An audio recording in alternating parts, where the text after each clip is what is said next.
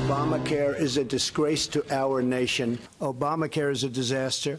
It's virtually dead. It's a hot news item just announced today. We're talking about a 2-year extension on the cost-sharing payments, and then what happens, and more meaningful flexibility to the state. This uncertainty and dysfunction cannot continue. The president had been sabotaging this bill, and the agreement would undo much of that sabotage. The solution will be for about a year or 2 years, and it'll get us over this intermediate hump because we have, as you probably know, we either have the votes or we're very close to having the votes, and we will get the votes. The outline of a bipartisan compromise in the works on Obamacare. This is from Senators Lamar Alexander and Patty Murray, who've been working on this, and it extends the subsidies that were cut off by the president just on Friday for, as you heard, a couple of years. The president signing on to it. However, tweeting tonight, any increases in Obamacare premiums is the fault of the Democrats for giving us a product that never had any chance of working. Just to be clear where he stands about Obamacare overall. Let's welcome in our panel. We'll start there. Joining me here at the White House, Shannon Pettypiece, White House correspondent for Bloomberg News. And in our Washington bureau, Charles Hurt, opinion editor for the Washington Times, and Tom Rogan, commentary writer for the Washington Examiner. Shannon, it seems like there's movement here, at least on the short-term deal. Yes, on a short-term deal, because the fact of the matter is there's still millions and millions of people who get their insurance through this Obamacare exchange.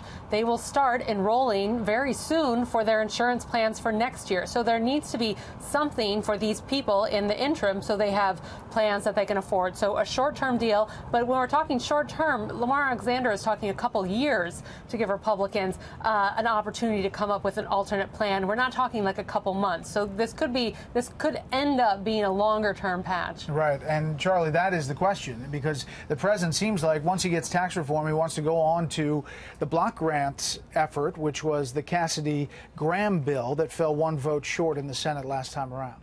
Yeah, and, you know, whatever you think of this deal that is being outlined today, and I would think that Democrats ought to like it. There's a lot in it there for them to like. It wouldn't have happened if it had not been for Donald Trump, as you pointed out, saying, you know, batting down the subsidies last Friday. But I have to say, it's a very strange thing to have a Republican in the White House and Republicans controlling both chambers of Congress, and we've gone from repeal and replace to essentially legalizing something that the courts had said was illegal, which is these subsidies. That Obama, when Congress refused to give Obama the subsidies, he just picked up his phone and his pen and he started, including them. And it was an extra legal, unconstitutional thing. And so the idea that Republicans, I mean, I hope they get a lot out of it, because the idea that Republicans are now going to go along with basically legalizing what Barack Obama had done illegally is kind of mystifying. Yeah, I mean, once you put it in the bill from Congress, you can't appropriate, and that's the whole constitutional question. Tom, here is the Senate Majority, Senate Minority Leader, and the Treasury Secretary on tax reform. I think I can safely say that we're on the same page.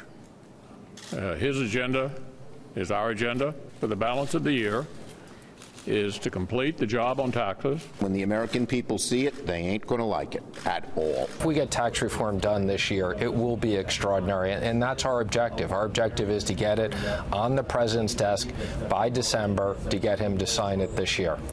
Now, they have to do the budget. It's not Wednesday, it's Thursday to vote on the budget. It seems like they may get there. Senator McCain is signing on, saying he is going to vote for the budget. We don't think Senator Paul will at this point.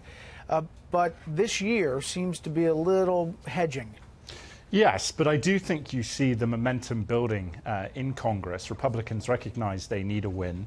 And on tax reform, something that, you know, reducing the size of the state potentially, but also putting more money in people's pockets, especially on that corporate tax reform front, which I think a lot of Republicans see as very important in the globalized economy.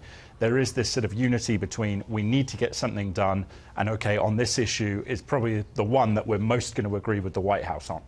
Yeah, I mean, Shannon, is there this momentum? I mean, the Treasury Secretary seems to think so. Well, there's certainly the desire and the acknowledgement that they need to do something on taxes, but tax reform is very difficult. That's why we haven't had it in more than 2 decades.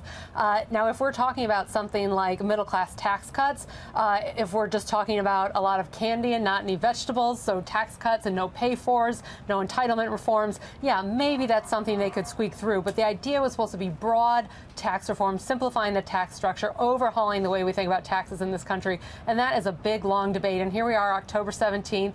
We've got a Thanksgiving holiday coming up, a Christmas holiday coming up. The calendar is ticking down to do this year. Yeah, Charlie, are they going to have problems with the deficit hawks up on the Hill, or is everybody Art Laffer up there now? No, I think that they're going to have real problems with it. But, at the end of the day, I think that, there's a sliding scale with tax reform. You can do big stuff, or you can sort of nibble around the edges. And I think that I think that they will get at least something so that they can claim a major victory, before the end of the year, or maybe into the beginning of next year. Yeah, Tom, I just want to get your thoughts on this situation in Iraq. I know you've written on it about the Kurds, the Iraqis. Your thoughts? It seems pretty tense there.